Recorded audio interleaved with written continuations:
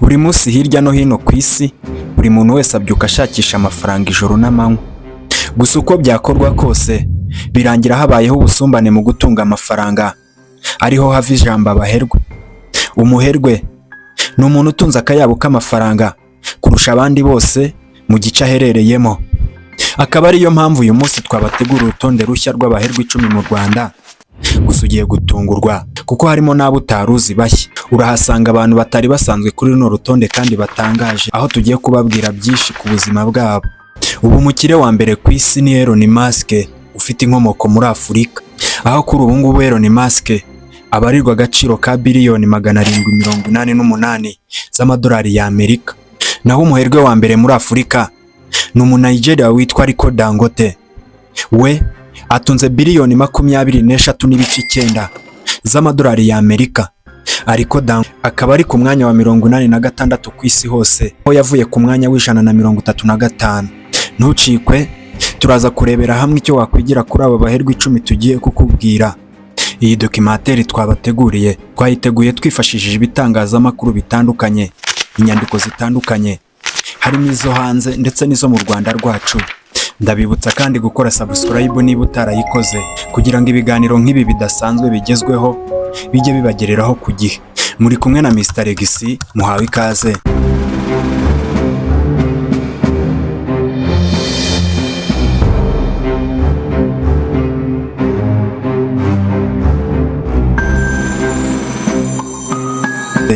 Ku rutonde rushya rw'abaherwe 10 mu Rwanda turahasanga Sina Gerard. Ndabizi neza iri zina uraryumva neza, ruko twongeyeho urwibutso yamenyekanye kubera urusenda mukunda muri benshi rwitwa kabanga. Ibi ngibi byatumye abantu benshi bagira ngo urusenda rwose rufunitse ruba ari akabanga. Iyi ngiyi urwibutso iherereye mu karere ka Rulindo, ahazwi nko kwa Nyirangarama. Sina Gerard akaba akora imitobe y'imbuto zitandukanye, juice, harimo ibisuguti ndetse n'amandazi. Uru rusenda rwitwa kabanga rurakunzwe cyane kugeza ubwo rwoherezwa mu mahanga mu bihugu birenga 50 ku isi. Sina Gerard akaba ashobora kwinjiza amafaranga arenga 1.5 miliyoni ku mwaka z'amadolari y'Amerika. Uyu muherwe kandi Sina Gerard afite ubutaka bugari cyane akoreraho ubuhinzi bw'imbuto n'ubworozi bugezweho bwa kijyambere.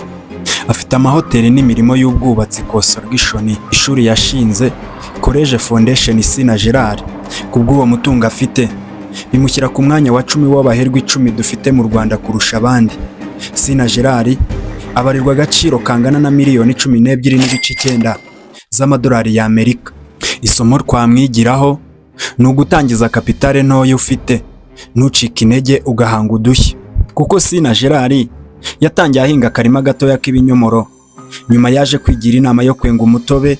Ibyo ngibyo byaje kumuhira. Ubu ngubu akaba ari we Sina Gerard tuzi twese, akaba asohoka ku rutonde rw'abantu 10 bafite agatubutse hano mu Rwanda rwacu rwa Gasabo. Wowe unteze amatwi, icyo waba urimo urakora cyose, amahirwe yawe ari mu kiganza. Kubikora ubikunze, ntucike intege ndetse ugahanga udushya, nta kabuza uzagera ku tsinzi yawe.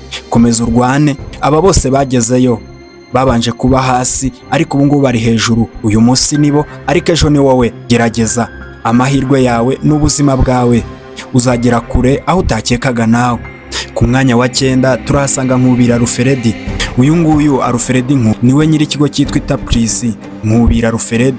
Iki kikaba ari cyo kigo kinini mu Rwanda gitumiza ndetse kigatunganya ifumbire kurusha ibindi bigo. Nkubiri azwi cyane nk'umwami w'ifumbire mu Rwanda kubera ubucuruzi bwe bukomeye cyane muri urwo rwego. Iki kigo cye kandi gifite ibikorwa binini cyane hano mu Rwanda, birimo kubika no gutunganya imyaka, grain handling, kubika umusaruro mu bigega binini cyane, storage facilities. Nyemerera nawe aho uherereye tuvuge ngo Nkubiri ni umukire pe, ntacyo bitwaye kubivuga kubera yuko afite akayabo. Ibikorwa bye birivugira. Uyu mugabo afatiye runini igihugu cyacu cy'u Rwanda, cyane cyane mu bijyanye n'ubuhinzi.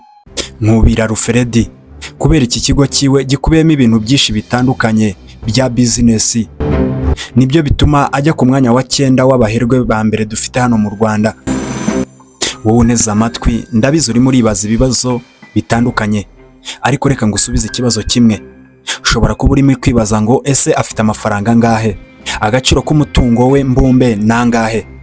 Ahangaha ugiye gutangara cyane kubera yuko afite agaciro k'imbumbe mu mutungo wiwe miliyoni 36 z'amadolari y'Amerika. Ku mwanya wa 8 ho uratangara cyane, turahasanga uwitwa Mugisha Joseph. Ni umukire pe. Birashoboka ko iri zina ari ubwa mbere uryumvishije kuri uru rutonde rushyashya rusohotse uyu mwaka.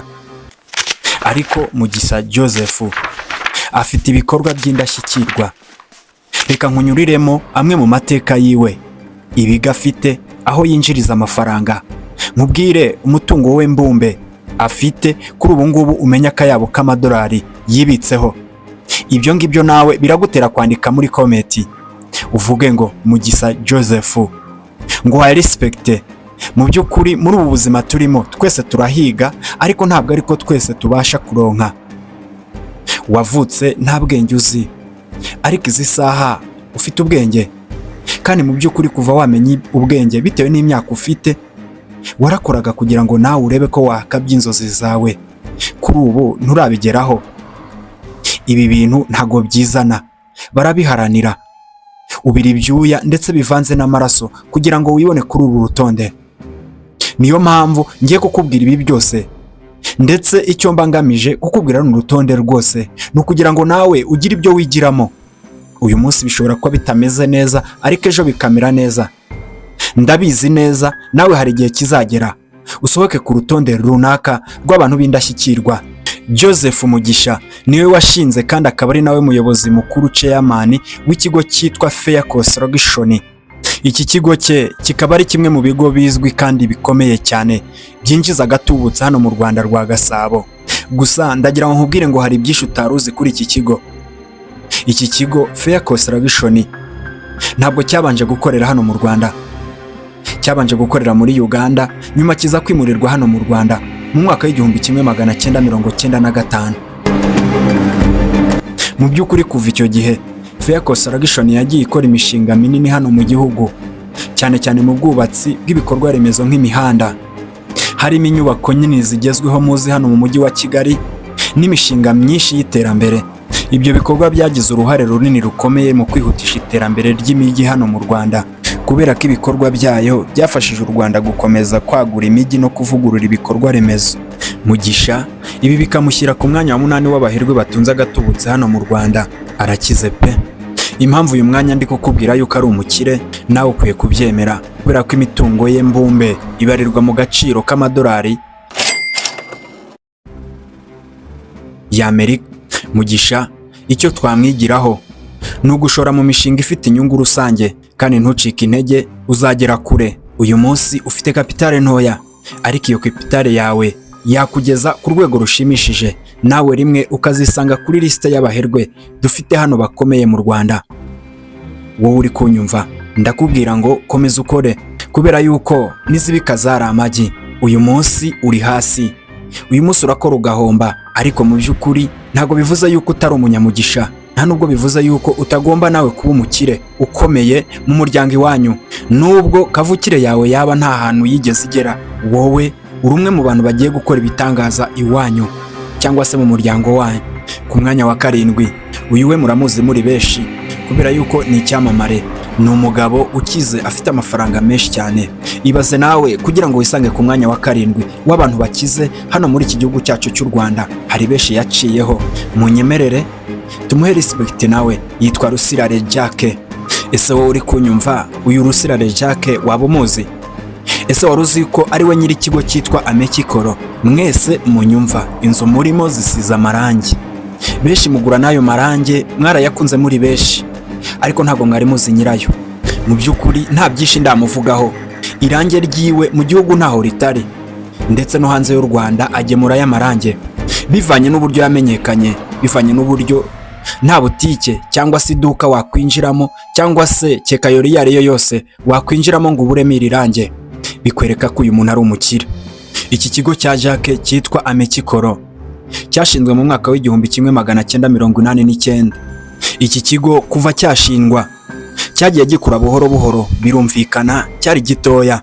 Ariyo bya bintu nakubwiye wowe uri kunyumva, nta mwana ukura ngo yuzure ingobyi. Kandi ndimo ndakubwira ngo nizibika zari amagi. kubera ko Jacques iki kigo kiwe cyari gitoya cyane, gusa nyuma cyagiye gikura buhoro buhoro kugeza ubwo gihindutse ikimenya bose hano mu Rwanda.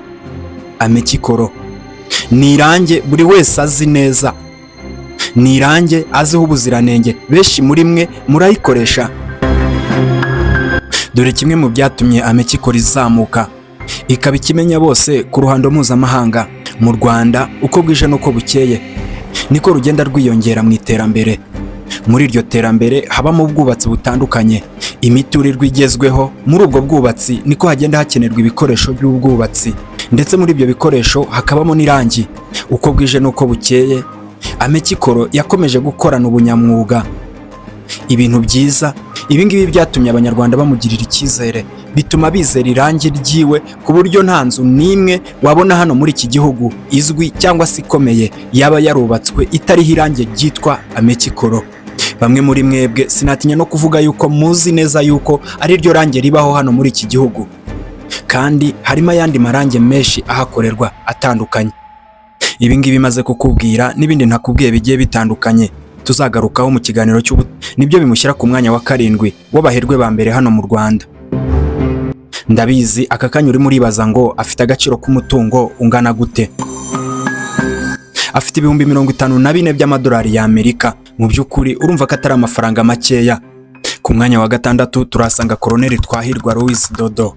Uyu nguyu nawe ni umukire pe, ndagira ngo unyemerere tumuhe respect.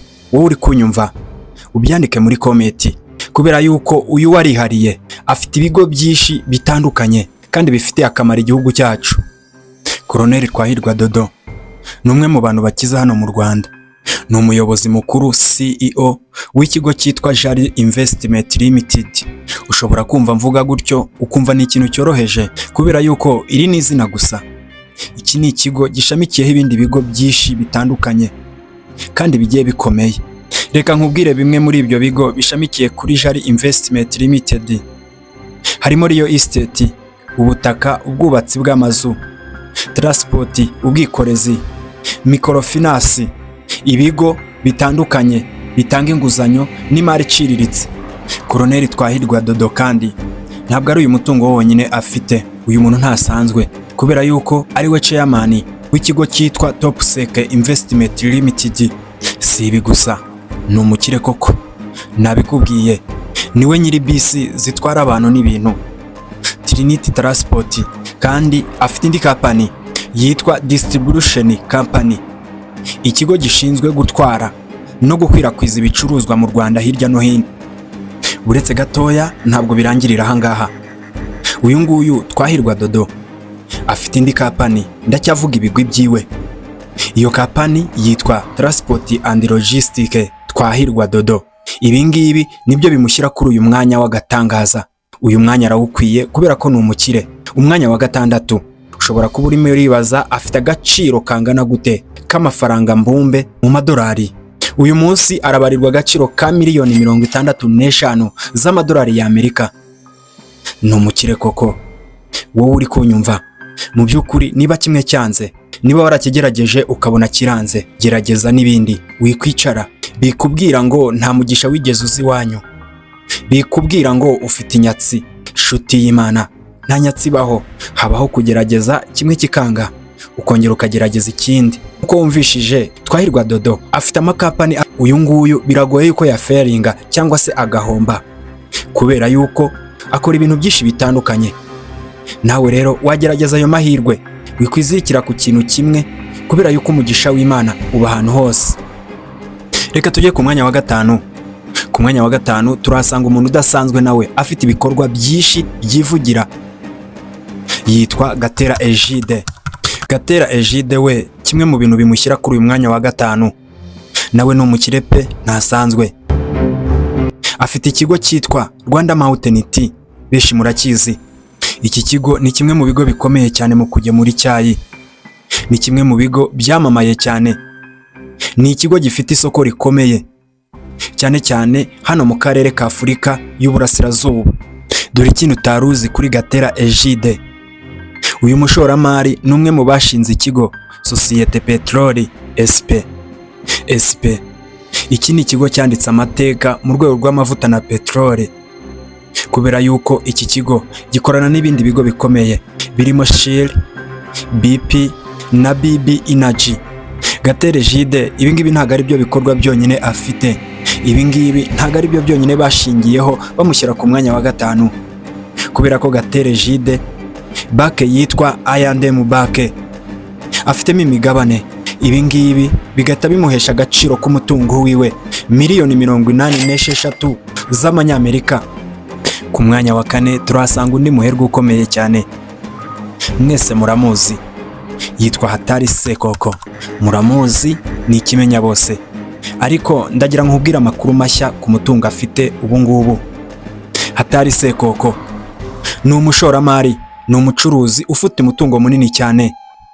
Yatangiye ubucuruzi bwe mu kugurisha no gukwirakwiza ikawa, coffee distribution. Ibingibi ntago byarangiriye aho ngaho, kubera yuko Hatari Sekoko yakomeje no kwagura ibikorwa bye, aho yagiye muri Real Estate, ubwo no kugura ubutaka no kubugurisha, kubaka inzu ndetse no kuzigurisha, ndetse harimo no kuzigura. Kandi Hatari Sekoko yaje kujya mu bikorwa by'amahoteli. Hatari Sekoko yaje kujya mu bikorwa by'ubukerarugendo, hospitality. Hatari Sekoko kandi ntabwo imishinga yiwe irangirira aho ngaho, ni umukire koko. Aho uri kunyumva, ndagira ngo wandike muri comment umuhe respect, yarakoze koko. Ese warubizi yuko ni imishinga ari yiwe? Muri iyo mishinga harimo renewable energy, harimo agriculture, harimo property development. Ese uyu mushinga wo waruzi ko ari uwiwe?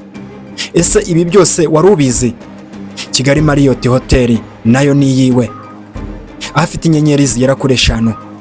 Kigali City Tower, ya nyubako ndende iri hano muri uyu mujyi wa Kigali benshi mwibazaho, uyinyuzeho wese, umuntu wese uturutse mu cyaro abasha kurarama akareba iriya nyubako.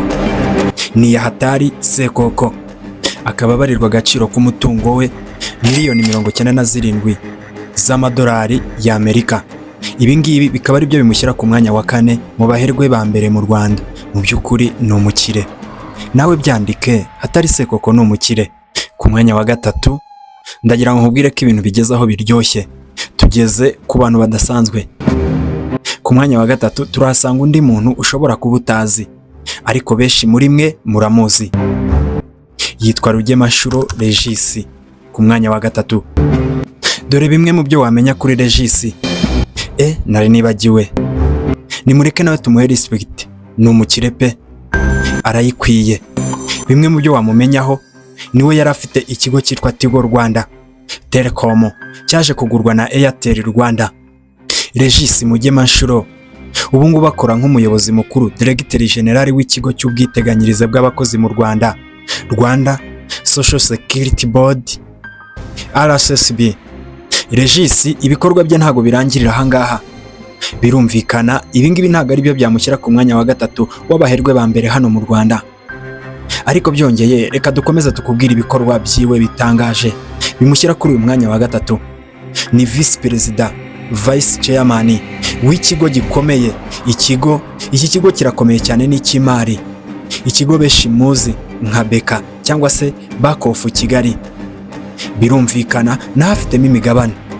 Ibi byose twakubwiye n'ibindi tutakubwiye tuzabasha kukuronderera mu kiganiro cy'ubutaha, nibyo bimushyira ku mwanya wa 3, aho afite agaciro k'umutungo we kangana na miliyoni 108 z'amadolari y'Amerika. Ku mwanya wa 2 ho mwese muramuzi, ni ikimenya bose, yitwa Tribert Rujugiro Ayabatwa. Ari ku mwanya wa 2. Ndabizi benshi mwari mutegereje kumva hari, ariko benshi murazi ibikorwa byiwe birivugira. Tribert Rujugiro Ayabatwa. Rujugiro ni umushoramari w'umunyarwanda ukomeye cyane, afite ibikorwa bitandukanye hirya no hino hano muri Afurika. Uyu nguyu ni nawe yashinze ikigo cyitwa Pan Africa Tobacco Group PDG. Iki ni ikigo mu by'ukuri ni kinini cyane, ni ikigo kizwi n'abantu benshi. Rujugiro Tribert Ayabatwa benshi baramuzi, aho iki kigo gikorera mu bihugu bitandukanye harimo Nigeria, Angola, Repubulika Iharanira Demokarasi ya Kongo, Tanzania, Sudani ndetse n'u Burundi. Uretse ibi kandi Tribert Rujugiro afite ibikorwa bitandukanye by'ubucuruzi bimushyira ku mwanya wa kabiri w'abaherwe ba mbere mu Rwanda, aho acuruza amabuye y'agaciro, aho afite ibikorwa bitandukanye byo kugura ubutaka, kubaka inzu ndetse no kuzigurisha real estate. Muri make aya batwa yashoye imari mu bucuruzi bw'itabi, ashora imari mu bucuruzi bw'imitungo itimukanwa. Ibi ngibi nibyo byamugize umuherwe kurusha ibindi, akaba abarirwa agaciro kangana na miliyoni 280 z'amadolari y'Amerika. Mu by'ukuri urumva ko ari umukire. Tribert Rujugiro hari indi mitungo yiwe tutarondoye utigeze wumvamo hano, ariko niba ubishaka uratwandikira muri comment nayo tuzayikubwire, tuzayigarukeho mu kiganiro cya kabiri cy'ubutaha. Reka tujye ku mwanya w'abaherwe bafite agatubutse hano mu Rwanda. Turahasanga umuntu udasanzwe, ni nyakubahwa Perezida wa Repubulika y'u Rwanda Paul Kagame. Nyemerera nkubwire bimwe mu bikorwa bimushyira ku mwanya wa mbere w'abantu bafite agatubutse hano mu gihugu cyacu cy'u Rwanda. Bimwe muri byo harimo ubucuruzi bw'amabuye y'agaciro, diamond trading, harimo real estate and construction n'ibindi bigo bigiye bitandukanye ashoramo imari nk'amabanke. Mu by'ukuri uyu we nta byinshi tumugarukaho, kubera ko buri munyarwanda wese aho aherereye, waba uri mu Rwanda cyangwa se hanze y'u Rwanda ukaba wumva ururimi rw'ikinyarwanda, buri wese amusabira umugisha, kubera ko ni umuntu udasanzwe. Iyo migisha mu musabira rero nicyo gituma ahirwa mu byo akora byose. Uyu munsi muri uyu mwaka akaba aje ku rutonde rwa mbere rw'abantu bafite agatubutse hano mu Rwanda. Ushobora kuba uri kwibaza se ni ayahe mafaranga, nangahe, afite agaciro k'umutungo ungana gute? Iyi documentary twayikoze twifashishije inyandiko zitandukanye ndetse n'ibitangazamakuru bitandukanye bikorera kuri internet, zirimo Forbes magazine, The New Times, Forbes Africa, Taifa Rwanda n'ibindi bitangazamakuru bigiye bitandukanye. Ndagusaba gukanda subscribe niba utarayikanda. Ndagusaba kandi kudusangiza ibitekerezo byawe muri comment. Ndagusaba niba wakunze iyi video kuyisangiza undi muntu ukunda cyane cyangwa se mugenzi wawe. Mwari kumwe na Mr. X. Imana ibahe imigisha. Ndabakunda cyane.